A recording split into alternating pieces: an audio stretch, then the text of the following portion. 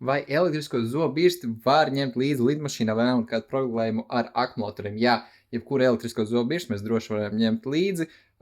Es viņu ņemu līdzi rokas bagāžā. Principā tagad nekur pat neprasu viņu vairs izņemt. Ja es viņas arī atstāju somā, tad vismaz līdz šim neviens skeners, nevienā muitā nekur man nav prasīts viņu ņemt ārā un rādīt, kas tad tur ir. Ir gan forši, ka jums elektriskajai zobu birstei ir komplektā savs ceļojuma futlāris.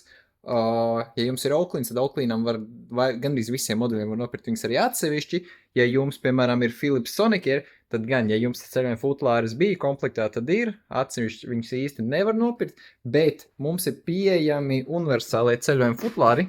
Šādā te ir šis ir zils, ir tāds pats arī rozā krāsā, kur iekšā der pilnīgi jebkura Philips Sonicare elektriskā zobu birsta. Viņu var ielikt iekšā vienu birstu un divas maigas galviņas, vai kā es parasti ielieku vienu maigas galviņu un mazo ceļojumu zopostu līdzi arī. Un šāds te maksā 5 eiro tikai.